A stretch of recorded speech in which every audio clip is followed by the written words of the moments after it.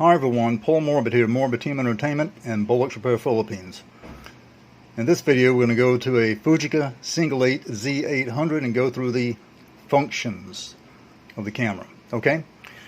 So first, before filming, we got to set the how you view it on the eyepiece before you start filming. Okay? This is threaded and you can adjust it, but we don't do that yet. Turn the camera around. Go to the lens. Set the lens to infinity. Here, the focal length to 64. Here. Then you want to aim the camera at something at about 300 meters away. Okay? Once you've done that, okay, everything looks clear through the viewfinder. There's in that round spot through the viewfinder, take this part right here of the viewfinder, okay, the eyepiece, and you can adjust it and make sure it's clear, and then you have everything set. Okay? And it's actually going to go ahead and automatically lock. It's really tight. Next is the EE lock, electronic eye lock, and what you can do is you want to leave it at automatic. You can just leave it pressed down, just like this. If you see, it's flat right at the bottom, just right there. But if you take it and you want to use manual, okay, you can take this and pull it straight up, just like that. See that? And there you go. And when you look through the viewfinder, you can move this around just like so and set your exposure. Just take a look through the viewfinder and you'll see it setting. Want to push it back down, push it back down just like that. And either way, it's adjusted. I have a separate video on this. Okay? I just didn't pull it up in the other video. I just said you can adjust it, which you can. But just pull it straight up, perform it manually, and push it down just like that for automatic. Alright? This is the fractional exposure control. Okay? As you see, it's spring loaded. For normal filming, it's at the red 0. You want to go one stop over, you'll set it to 2. So just take your thumb or finger, push it in, set it to 2. Make sure it pops back up. If this gets caught between any of these two numbers right here, it's not going to expose properly. You want to expose 2 stops over. You want to turn it and set it to 4. Okay, press it in, turn, and let that pop back up. Each time you do it, it's going to lock for each number, so it won't move around. Alright? After you film, make sure you push it in, turn, and set it back to the red 0. Watch close, and you'll notice that it pops straight back up. Okay? So now it's locked, it won't move, and it's back at the normal setting for filming at a red 0. Okay? This is your manual film rewind button. Well, lever really right here. Just lift it up, just like that, and you can rewind some film. Okay? Probably stop right here because I believe I got a cartridge in there that's already set. Then I'll turn it around. Yep, I got some R200 in there. Well, I mean, excuse me, R25. Take that out, and I'll show you. If you haven't noticed this before, I'm going to show you how it moves. So, take a look at the top spindle up here. Okay, and I'm going to rotate this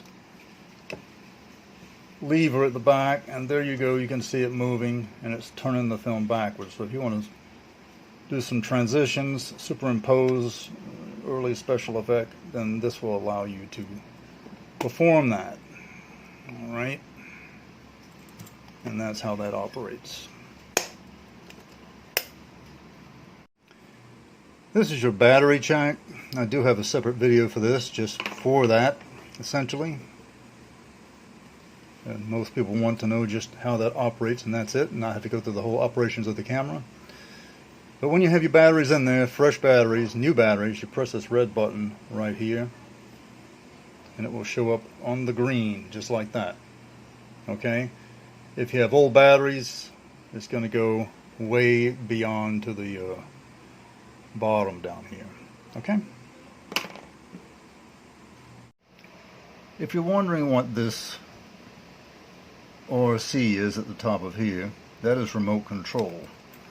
So it would be rarely used today, but if you did want to use it, you just rotate the shutter function lever right here up to RC, which is remote control.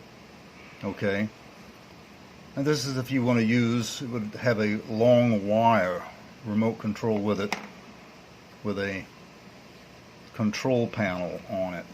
I do not have one. Some cameras do come with it. The remote control socket that the wire, end of the wire would go into is here. And then via your tripod with the camera mounted to it, you could simply press and record whatever you want. Okay? So that's what that function is. Okay, this C right here, if you're wondering what this is, you turn this up to the white dot and it will completely close the shutter. Okay? And if you look inside the viewfinder and you look at the top of the viewfinder, there is a black V. Okay? And from 0 moving all the way up until close, a red line or the V will be filled up with red until you get all the way up to C. We'll talk more about that later. Okay, but just to explain that to you.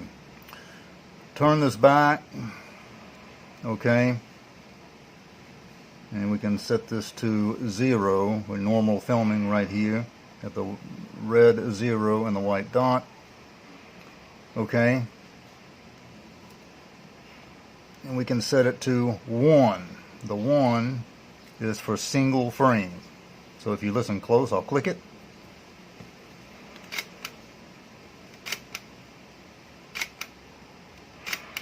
And via your tripod mounted the camera, you can create an animated film with single frame.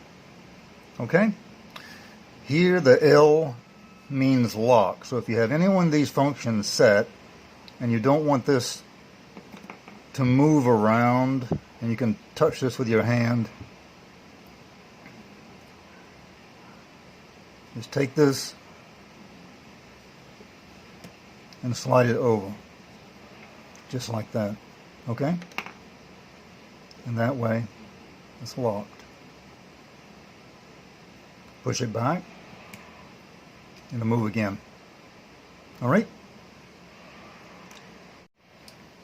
Here you've got an automatic electronic rewind button that you can press. Okay?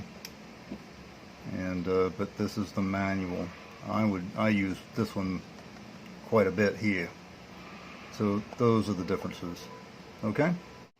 These two features are your strap eyelet and Secro sound outlet. This camera was equipped for many amazing features with sound and dubbing and things like that. And if you find the accessories online, you can use those. This is the footage and frame counter. So what you can do is you can press the shutter button, and if you watch it here, the orange needle is going to move, right? Let's say you want to superimpose that effect. You can take the outer part, which is kind of normal, and you can just turn it and it's got a red marking. Turn it to any of the gray or blue numbers, okay? And you can do it all the way up to the orange needle or just a small part. Make a superimpose, okay? Rewind your film.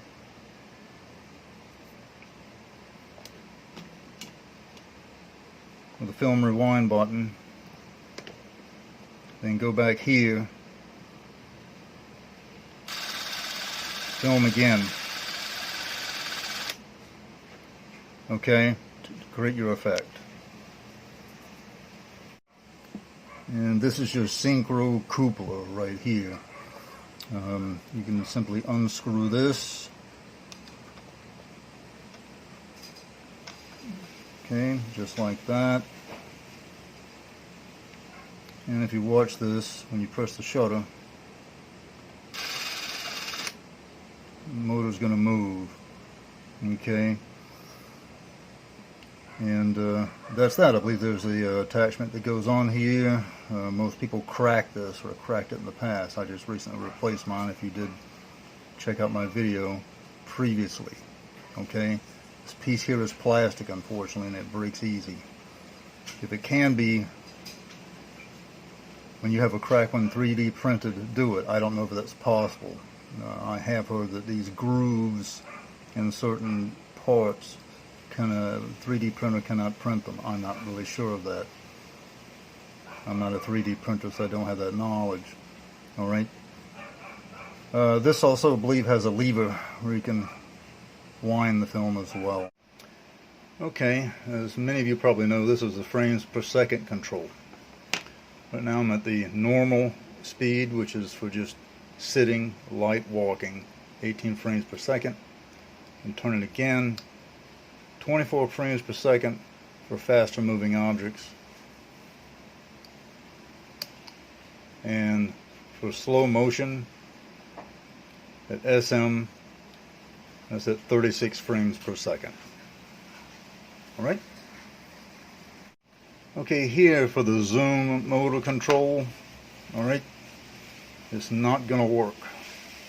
So what you got to do, turn the camera around, and you see where it has L here and the black dot, that's for lock. You got to take this, push it down to R next to the black dot for run. Okay.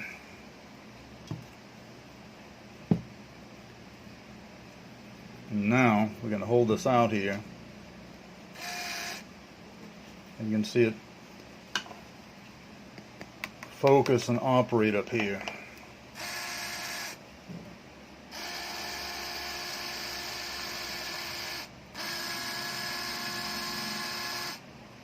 Alright, however, if you fold this down like so, the handle,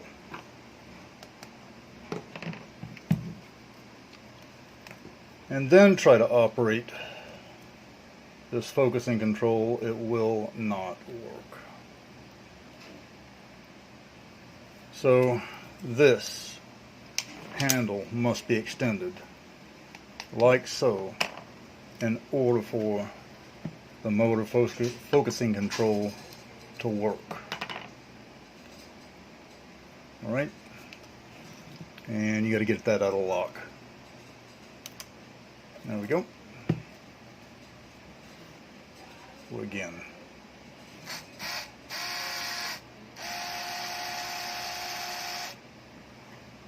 alright, and before we get to some other things, I'll take you inside the film compartment. Flip this up, kind of push in and turn it, open it straight up. Essentially all these cameras open up the same way of the Fujica Single-8. Okay, what you want to focus on is this pad right here. You're going to have to always change its foam. You can line the entire area inside here with foam, or you can just cut a piece or buy one. Okay, right here, it's a light seal. Alright, I'm going to zoom in here. You want to make sure, if you're buying one of these, that the spindles turn, and this is the pressure plate. It should be springy like this. Okay, a Single-8 camera has a pressure plate right here, just in front of the gate. Okay. And unlike a Super 8, which the cartridge has the pressure plate built into it. Okay, This adds here for the Single-8 more stability, which is why these Single-8 cameras are more popular. There's much more film stability. Okay?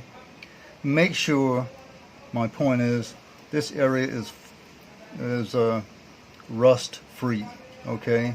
As you see here, I've had to remove a little bit of touch of rust, and keep checking that. Have the seller make sure they do this. They show you all these things, okay?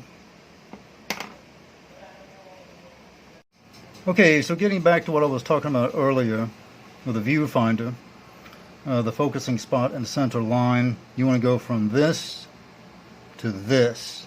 Get everything straight, focus with the eyepiece via the viewfinder, okay? And that is the finished product. Once it's sharp here, then you're ready to film. Okay, so getting back to the viewfinder, the inside of it rather, you're looking at number one, the variable shutter indicator. It's red, okay? So it's going to be, there's not going to be originally nothing there. But what's going to happen is, the moment you start turning this knob right here, okay, when it's at 0 and set to the white dot, you're going to be fine. There's going to be nothing there. But once you start turning it towards C, there's more and more of that red going to be showing up. Okay? So that's how that's going to operate.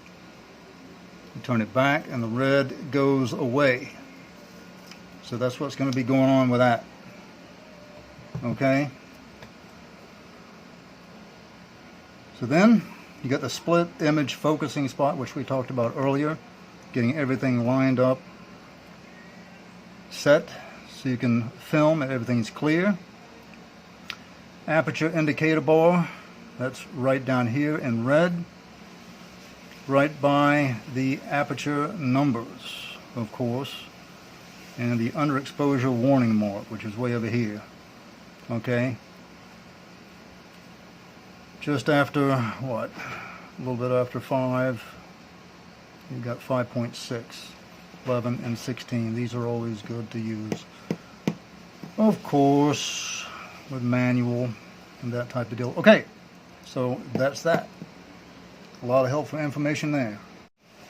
And one more thing, make sure that when you're shooting normal shots, that there's no red showing of the variable shutter indicator. Okay, this is usually going to be used for fade in, fade outs type of thing. Okay,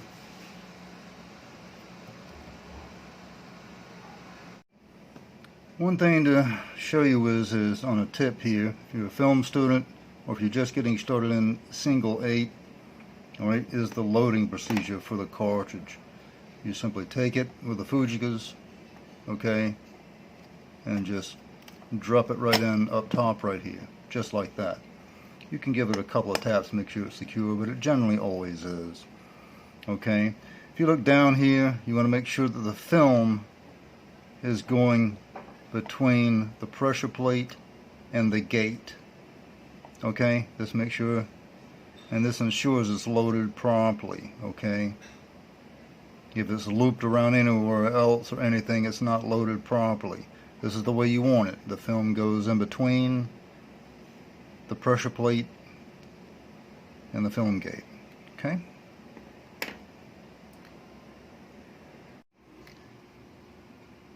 Concerning the eyepiece right here, what you want to do is this. Make sure that you do have a rubber eye cup on this. You can order from a said company the original eyepiece, and I can drop that company's name in the comment section of this video. Or you can use just about any size that you want.